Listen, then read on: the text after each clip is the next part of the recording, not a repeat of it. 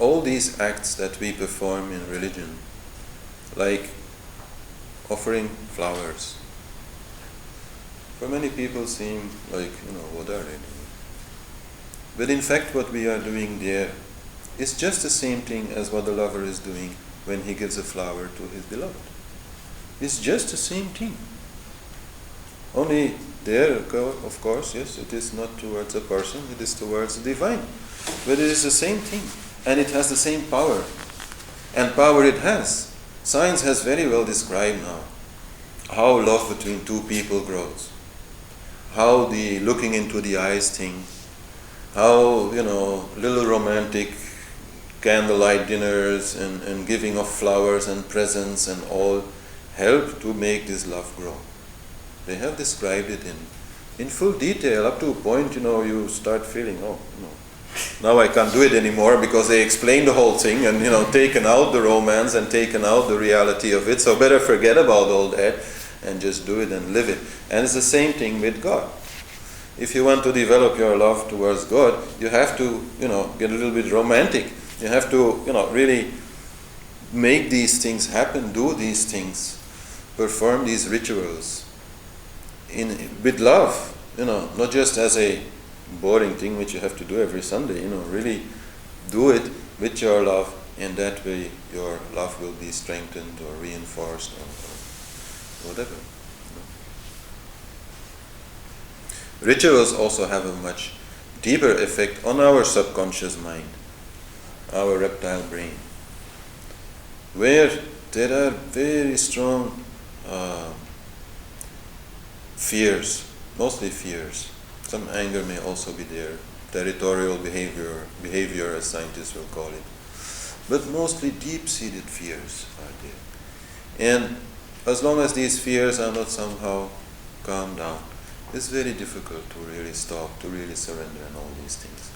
And rituals do that. Rituals do that, and I've seen it happen many times that yogis who are very good into rituals, because this is also like a particular science, a particular, knowledge, are really able to change people through ritual. Change in the way that while before they may appear very uncertain, scared a little bit, that suddenly this is gone. Purely through ritual. This is a kind of magic. There's actually also a yoga all in itself, which is called Tantra Yoga, which you could say is the yoga of magic, which we're not talking about today, but it's closely connected to Bhakti. And in that way, deep-seated emotions can be really harmonized and brought to peace by certain ritual acts.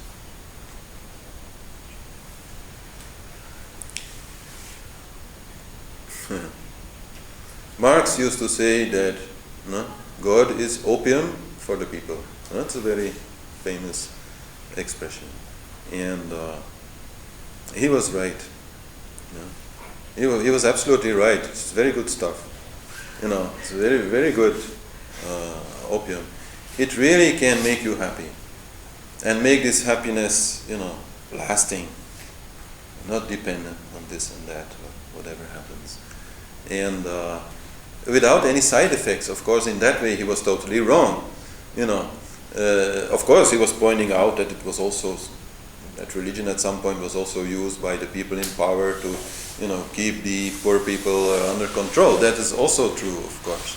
But apart from, that way of using it, in true Bhakti Yoga, which you are doing yourself, not because somebody is telling you, but which comes out of yourself, this feeling of intoxication, of love, is not having any bad side effects. It's very good. It's very powerful, and that is something which is such a taboo which both religion and yoga have to deal with.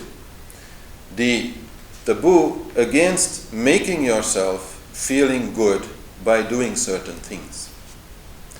And it's so crazy that they have this that this taboo exists. Now this is what people who are not into yoga will think about people into yoga. Oh, all these people, they are sitting together, making themselves believe that they are feeling good. This kind of idea exists about people that do yoga. But the truth is that everything we do for feeling good. Everything we do for happiness. But people don't like to hear that. You kind of break the magic then, when they hear that. Like somebody is not feeling very well because, I don't know, some problem, money or whatever. And you visit that person and you see, oh, he's not feeling well. And you say, well, I'll put on some nice music, you'll feel better. And the guy will say, well, you're not taking me seriously. I'm really feeling bad here, and you think putting on some nice music is going to make me feel better. But the truth is, of course, that it will. If he doesn't know it, if you don't tell him, if you just say, oh, I'd like to put some music on, and you put some music on, and 5 minutes later, if it's something that he particularly likes, really like is connected to, then he'll feel better. And that kind of taboo, we really have to, for ourselves, for society, that's their problem, I would say, but for ourselves, we have to pass over. There's no problem in consciously doing things of which you know that they make you feel good. And what makes you feel the best is love. Acts of love. Is romance, in that sense, although most men have a little problem with romance because it's like always expected from us and things like that. But, to be like an artist, create beauty, create harmony in your house, in your environment, very important, very important.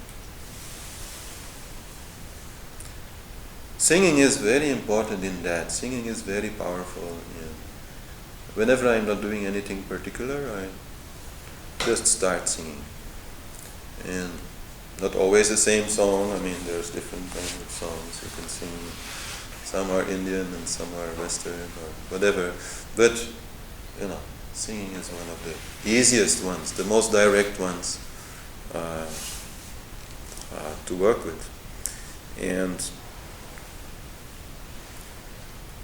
the worst thing an artist or a musician can do is become an atheist. Then his art will become completely different. And you can see the result of that in many museums, whether it's modern art or less modern art, but you can see that, and I'm sure these artists are not really happy with what they are creating.